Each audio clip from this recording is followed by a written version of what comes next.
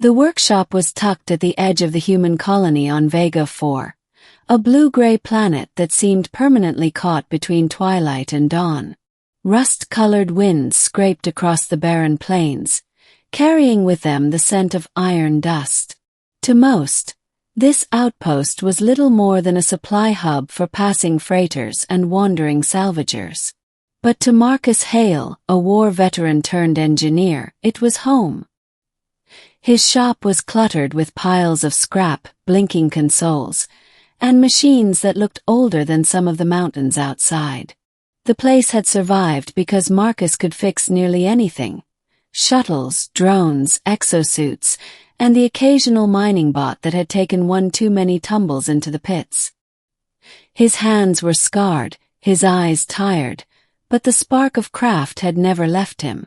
That evening, as the twin moons rose over the desert, the shop's bell chimed, a sharp metallic sound that rarely rang this late.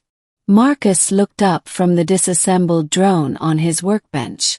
The door opened slowly, almost reluctantly, and in walked a figure cloaked in patched fabric. At first, Marcus assumed she was another scavenger. But when the hood slipped back, his breath caught. Her skin shimmered faintly like brushed silver under the light. Her eyes a deep shade of violet that seemed almost alive. She wasn't human. She was Veari, an alien race most humans had only read about in old war reports or seen from afar during peace delegations. And she looked exhausted. Clutched tightly in her hand was a small metallic box, scuffed and dented. "I need parts," she said in halting standard. Her voice trembled as though each word had to be dragged out. "For this." She placed the box carefully on the counter. Marcus leaned closer, frowning. The device was an energy regulator, but not one built by humans. Its design was organic in shape, its circuits grown rather than soldered. He'd seen something like it during the war, back when human fleets clashed with the Veari across unclaimed systems. "Where'd you get this?" Marcus asked cautiously. The alien woman flinched. "It belonged to my family." Her gaze dropped. "It is all I have left." Marcus studied her, her cloak torn, her hands shaking, her face pale beneath the silver sheen. Whoever she wasn't a threat. She was desperate. "I might have some salvage that'll fit," he finally said, his tone softening. "But this tech isn't easy to work with. Might take time." She nodded, relief flickering in her eyes. "I can wait." Middle, two strangers bound by repairs. Days turned into weeks. The alien woman, who introduced herself as Lyra, returned often, sitting quietly in a corner of the workshop while Marcus tinkered with the regulator. She never asked for charity, never begged for food, though her thin frame betrayed hunger. Marcus began leaving a ration pack on the counter during her visits.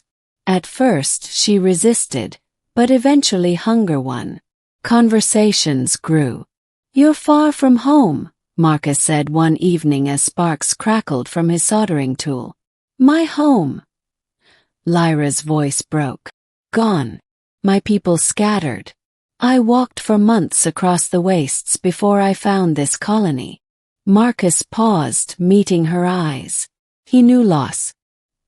He'd fought in the human-Veari conflict, seen soldiers and civilians alike consumed by it. And yet here they were, two remnants of that broken history, sharing silence in a dusty workshop. "What about you?" she asked hesitantly. "Why here?" Marcus gave a humorless chuckle. "Because war takes everything. Had a squad. Family. Lost them on Selim Prime. After that, I just fixed machines. Machines don't die screaming." The words hung heavy in the air. But Lyra didn't recoil or look away. Instead she whispered, "And yet you fix more than machines." Her words lingered with him. He found himself watching her more, noticing the way her violet eyes lit when he explained circuits, or how she carefully cleaned tools after using them, as if respecting his craft. One night, while he adjusted the regulator's core, he saw tears welling in her eyes. "This device," she admitted, her voice trembling, "is not for a ship or weapon. It was my daughter's. A life support unit. She was sick. When we fled, it failed. She..." Lyra clutched the device to her chest, sobs shaking her frame. "She did not survive. And I cannot let it go." Marcus froze. He'd rebuilt weapons, drones, even war machines, but here was something far heavier than metal and wires. A grief he couldn't fix. Yet he set his hand gently over hers. "Then we'll make it work again. Not for her, but for you. So she's not forgotten." Lyra met his gaze, tears glistening. For the first time, she smiled through the sorrow. Turning point. Trouble in the colony. Whispers spread quickly in small places. An alien visiting Marcus's shop was bound to attract attention. Some colonists glared when Lyra passed, muttering slurs under their breath. Others grew openly hostile. After all, scars from the war hadn't healed. One evening, as Marcus closed shop, 3 men cornered them outside.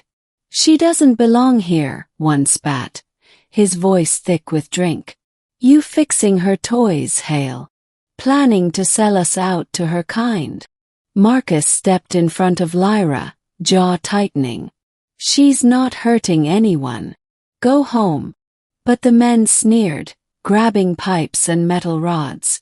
Before Marcus could react, one lunged, only to be met by a sudden flash of violet.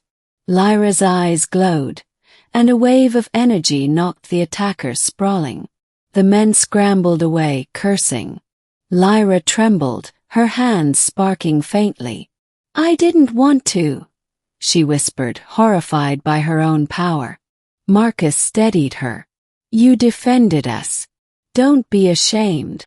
But he knew things would escalate. And he was right. The next day, the colony council summoned Marcus. They accused him of harboring a dangerous alien.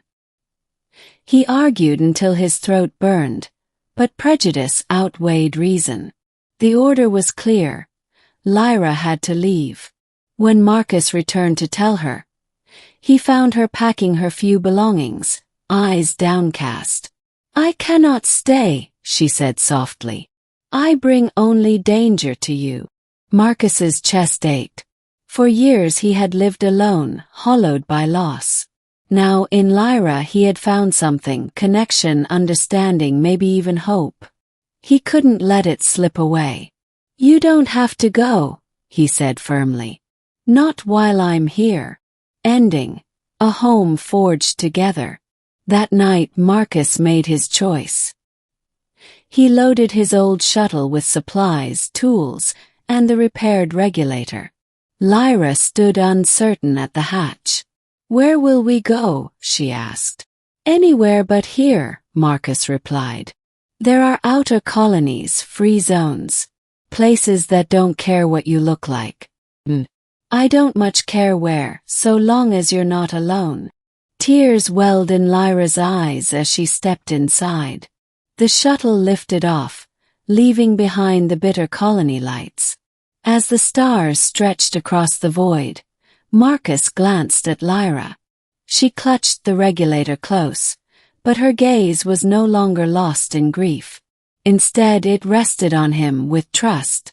Weeks turned to months as they traveled, taking odd jobs repairing ships, fixing farming bots, and salvaging derelicts.